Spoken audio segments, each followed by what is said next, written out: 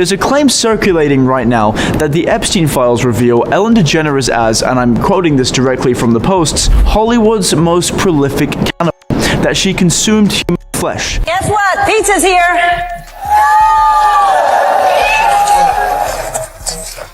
Hello. Come on down. I lied. We weren't going backstage. Ellen DeGeneres is named in the Epstein documents, and that part is real. Her name appears in the broader index of over 300 high-profile individuals that show up across the investigative materials. Hollywood just got hit with another huge controversy. People are now connecting the entertainment world with powerful political circles. And the one name sitting in the middle of it all is Jeffrey Epstein. Ever notice how Ellen DeGeneres constantly brought up the word pizza? Again and again, she casually talked about quote-unquote ordering pizza. Remember that 2014 Oscars moment when she asked the crowd if they wanted music pizza and then actually placed an order live on stage? Is anybody hungry? I just feel like everybody's got to be hungry right now. Good. I was hoping you'd say that because I have this crazy idea that I will order pizza. And so if I do, I don't want it to go to waste. Who will eat pizza if I... Jennifer? Yes? Harrison? Yes? Yes? Mark? All right. Too large? What do you think? I'm going to order some pizza. That's what I'll do. Then there was her interview with Adam Sandler, where the topic of pizza somehow came up once again. You get on a boat, you cruise down, went over to their house, they made us homemade pizza, and it was an amazing time. I sat next to Bono, it was a good day. That is a good day. And don't forget that Jennifer Aniston clip. Watch closely how her entire body language suddenly shifts the second the word pizza gets mentioned.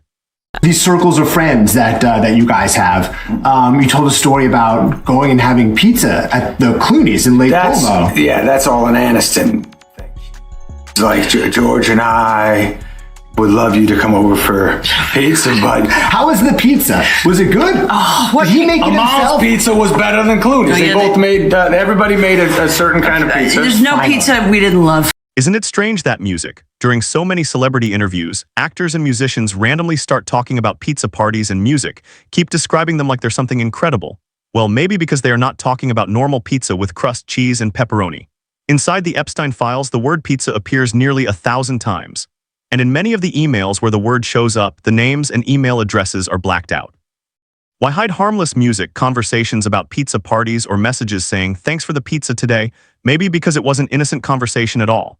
Back in 2016, when the Pizzagate theory music exploded online, people dismissed it as fake, a conspiracy pushed by Republicans during the election. But now, years later, people say it no longer feels like a joke. It feels like music reality. Reports even claim Ellen DeGeneres appears in the Epstein documents and allegedly comes up as one of Hollywood's biggest H figures. Suddenly, all that pizza talk seems much darker than people first believed. And when you look at Ellen's show set, do you notice anything familiar? The same blue and white stripes, the palm trees, even the perfectly symmetrical design. Music, just look at it. Look at it. Oh, well, you know where that is too, right? The similar image to that, right? No. I know Jamie does. What is it? It's on the set of a famous talk show that's now... Ellen's stage setup reportedly looks very similar to the temple found on Jeffrey Epstein's island. And guess who had a pizza tattoo inside his lips while also appearing on Ellen's show? Erika Kirk's rumored music former boyfriend, Cabatillos. So how exactly does Erika fit into this story? Well, it turns out Ellen was the person who first helped Cat Phillips gain major media attention. Before Cat music entered the political world, Ellen gave him a huge national platform. She invited him onto her show, introduced him to millions of viewers, and even featured his entire music family. At the time, it was presented as a wholesome viral story after music. Cabot and his siblings pulled off a zombie prank that exploded online. He was actually given a major platform by Ellen. Ellen brought him onto her show, introduced him to a national audience, and even featured his whole family. State and local officials have reported cases of high fever, nausea, death, and even cancer. Yes? You need to get home right now. There's some sort of a weird virus outbreak because this is not test. Okay, I'm pulling the driveway right now. What is that? Anyone familiar with mainstream television understands that nothing on a show like Ellen's happens by accident. Every guest gets approved, every segment is organized, and there is usually a bigger purpose behind what viewers' music see. So now people are expected to believe all of this is simply coincidence.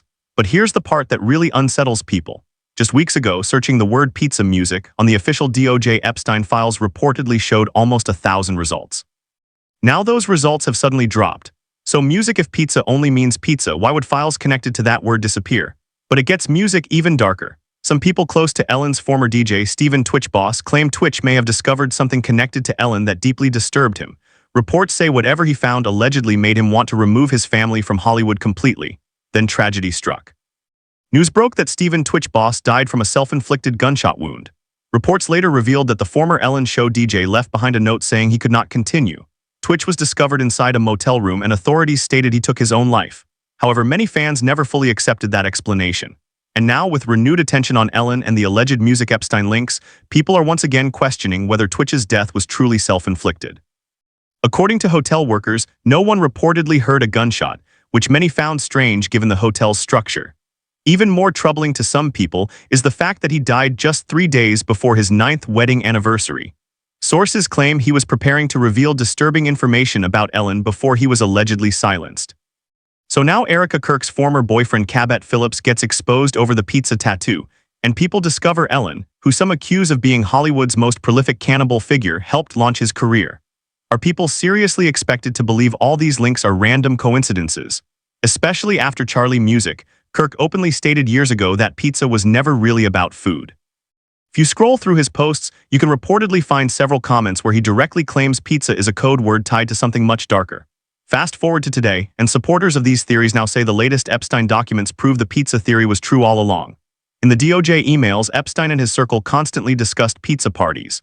Dozens of messages mention planning pizza parties, attending pizza parties, or talking about how enjoyable previous pizza parties were. From reading all of it, you would assume Epstein was obsessed with pizza. But according to reports, Epstein Music was extremely health-conscious and allegedly would not even allow his chef to prepare pizza for guests. One of Epstein's accusers, Virginia, wrote in her memoir Nobody's Girl that Epstein followed a strict music diet made up of tofu, salmon, chickpeas, ginger, and other foods he considered healthy. So why would someone who never ate pizza constantly organize pizza parties? And going back again to Erika's former boyfriend, Cabot Music Phillips, people say the lip tattoo was not the only strange thing. He repeatedly talked about pizza online and even posted odd captions like "Pizza talk is the new pillow talk." He also reportedly liked strange comments under the tattoo photo, including one that said, "One bite, everybody knows the rules." At what stage do all these music coincidences begin to look like a pattern instead? When it comes to Ellen, there are already countless disturbing rumors surrounding her that could never fit into one video alone. But once people begin connecting the dots, the symbolism, the strange pizza obsession, the sudden unexplained music deaths tied to people around her like Twitch and even her former girlfriend Anne Hetch, the story starts feeling much darker. And now people are beginning to ask questions nobody wants to answer. Just how deep does this Ellen rabbit hole really go? According to some sources, deep enough that everything connects together. Hollywood's supply of all those pizzas had to come from somewhere. And when people connect that with Erika's reported ties to Romanian angels and alleged CT operations behind the scenes, the connections suddenly appear impossible to ignore. Music many people now believe Ellen DeGeneres definitely knew what was happening and that Cabot Phillips allegedly knew as well. But what about Erika? Was she simply a pawn caught in the middle without understanding the truth? Even though Charlie was never afraid to publicly hint at what he believed, how much longer do you think it will take before all these connections finally become fully exposed? Let us know your thoughts down in the comments. Don't forget to like, subscribe, and check out the next video because this story reportedly gets even crazier.